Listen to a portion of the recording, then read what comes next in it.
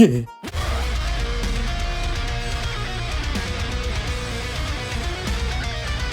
Welcome to Store Brand Comics, the cartoon show.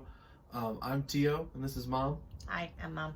And today we are talking about Beowulf.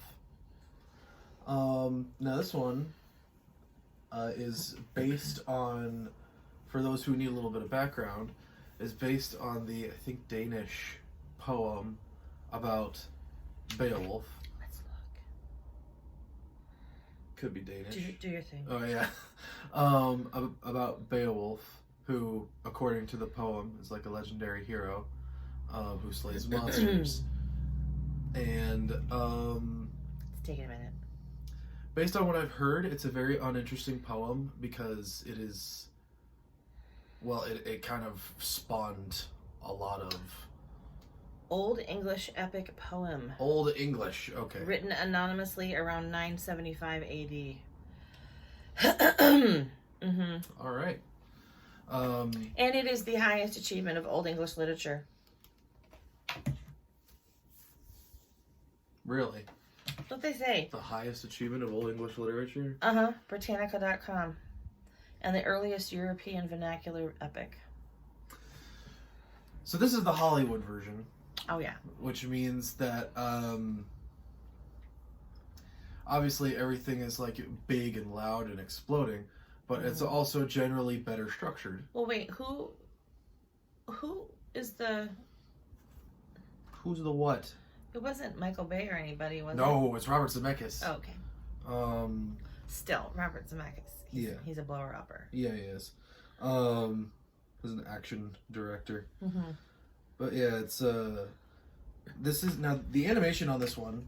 I will say it's very uncanny because it's one of those weird motion capture animation movies like the Polar Express or the Christmas Carol with Jim Carrey in it.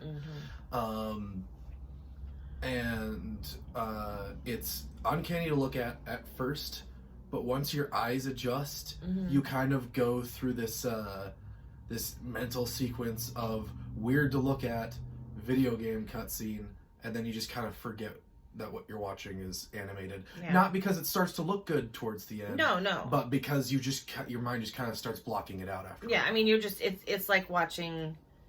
Well, I mean, it's kind of like you said with Headgum,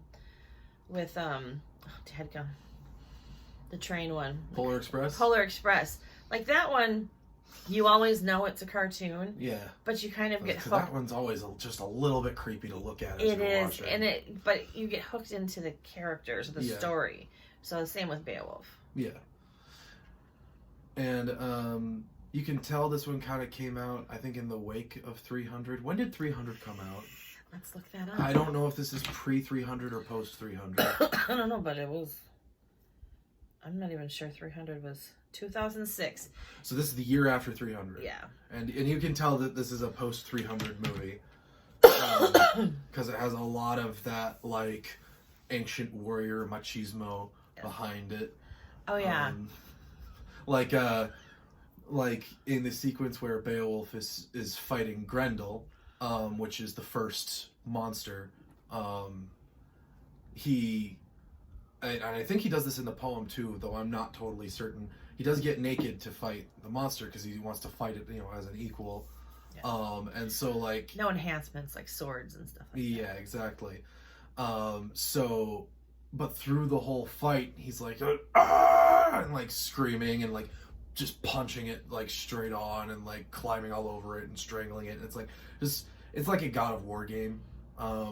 To be honest, like I thought of God of War multiple times watching this movie, and for anyone who has played a God of War game, like you understand why, because I haven't played one, but I've watched plenty. You saw a little bit of the beginning of the fourth one. I've seen a fight or two.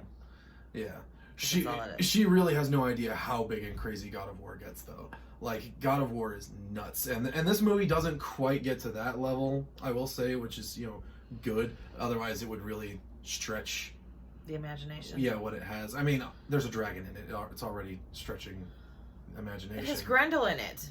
Well, yeah. I mean, the whole thing is fantasy. Well, yeah, but Grendel could just be like a giant deformed man too. Yeah. But so yeah, it's a.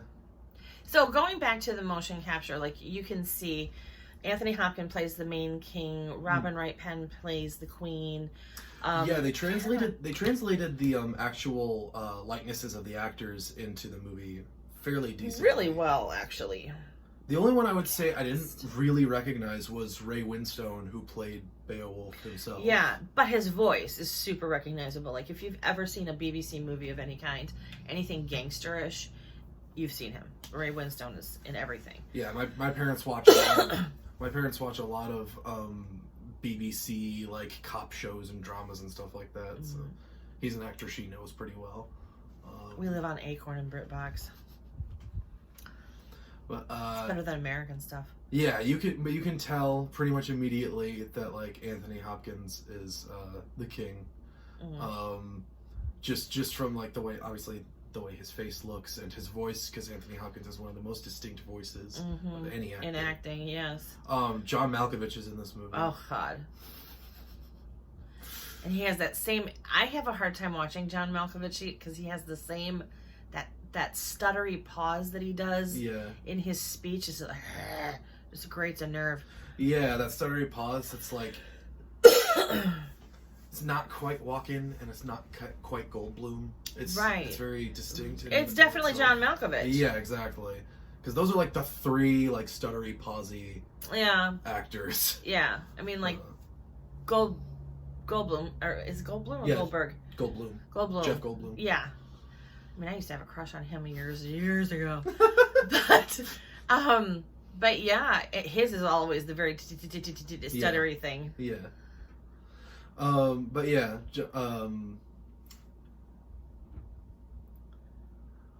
what's next? I don't have a whole lot of unique information to bring to this one. Okay, let's go to violence, sexuality. Let's just get all that stuff out of the way. Let's do a content rundown. Now, there is no like genitalia or anything in this movie. Like, you don't see any wieners. You don't see any female nipple. No. I mean, not technically. I mean, on Angelina Jolie's it looks like she's got a cat suit on. Yeah. You can kind of tell where they're supposed to be. If you're looking hard. Yeah. But for the most part, like, yeah, there's none of that. It is very gory and violent. Okay. The opening sequence of Grendel attacking the meat hall. Fortunately, Mom was eating while we were watching that sequence. And Grendel himself was just so disgusting to look at that... I didn't really have a problem with him. Just because, you get used to fairy tale creatures being kind of disgusting. What I had the hard time with was what he was doing. Oh, yeah. At one point, he rips a dude open and just sits there and drinks his blood. That's the part where I almost drinks his blood. Like, he rips the dude in half at the waist, tosses the lower half, and then squeezes him dry from the bottom half, and then tosses that aside like a husk. Okay. So yeah, it's pretty gruesome. Okay, so I used to be able to handle anything. Like, horror movies were my favorite growing up. Yeah. All through my teens, it didn't matter how gory it was. As soon as I had kids, all that changed. You and I have sat through 7 Saw movies together. I know, but even that's not as bad as Grendel was. I mean, like, none of them rips somebody open and squeezes the blood out and drinks it. Yeah. Okay, it just caught me at a wrong moment. Yeah. She was, I think, at a bit of a vulnerable moment, stomachularly. And her tummy wasn't in the right place for it. It was eating. It was hungry. And that was not what I was hungry for. So, anywho. And there's really no foul language to speak of in the movie. No. Nothing that you wouldn't hear in, like,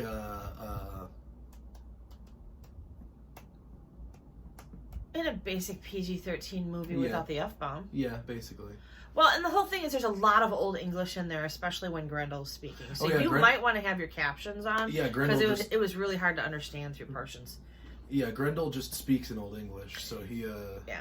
And he's played by Crispin Glover? Yes. Which is... Who is the dad... Marty McFly. Yeah, no.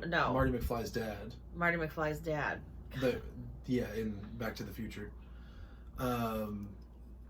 I at least know my movie, even if I don't know my characters. Yeah. But yeah, he speaks pretty much exclusively in Old English. So if you don't really know that very well, like for me, Old English is similar enough to modern English that it's you can just kind of pick it up when someone's speaking it. Yeah, I mean, like, you had to listen hard. Yeah. Because he would start speaking and you didn't really catch the words, and then she would say something back to him, and Angelina Jolie was his mom, and she's a water spirit demon thing. Yeah. That do we give away the premise of the movie, or do we just let them? We can. I mean, Beowulf was an old story, so. Yeah. So anyway, she gets the current. She gets a dude. Mm. Oh yeah, this is pretty much exclusive to the movie version. Oh, okay. The whole this is a part. Oh, okay. Well, she gets a dude. Well, then maybe I won't say anything. They can just watch it. But there's an underplot in there. Yeah. That carries out through generations, and we'll just leave it at that. But yeah, she yeah, there are scenes where like Grendel will be speaking to his mother, and he'll be speaking in Old English, and she'll speak back to him in like a combination of modern and Old English. Mm-hmm. So it's interesting. Yeah, I would say put your closed captions on if you are having trouble understanding. Yeah. Okay. If you are a careful parent, do not watch this with your young kids. Yeah, I saw this for the first time when I was like 13. Do not. Yeah, probably, only because I had no idea what was in it. I think I probably would have still made you wait until you were, like really teen. Yeah. But this movie was rated R, though. I believe it was. We watched an unrated version, actually, because we have the director's cut. Quite honestly, I don't know why I would have let my kids watch this so young. Probably only because I didn't know how much crap there was in it. But, I've always been kind of a different parent anyway. But looking back now, I would probably... anymore now, the way that kids are on the internet, they're not skipping any of this stuff. Oh, yeah, and in so, schools. yeah, I'm, by the time they hit teens, depending on what kind of parent you are, this is no big deal. But little ones, just don't. This is gonna do nothing but cause nightmares. Oh yeah, this would be a very traumatic movie. Traumatic movie for a small child. So yeah, don't. It's very. Although I think back to my nephew, who I met at the age of 3 before I married my husband, and that's how we met, is because we were babysitting him, and his favorite movie was The Terminator. At the age of 3, and he had a Terminator doll that he called The Guy. So it was the Guy movie. So I guess it just depends on what kind of parent you are. Yeah. So yeah, that's all I really have to say about Beowulf. It's good. I don't know that I would watch it a lot, but it's one of those ones where you have to be in the mood for something particularly violent and theatrical. It is, like we said, it's loud, it's explosive, it's violent. There's a lot of gore. A lot.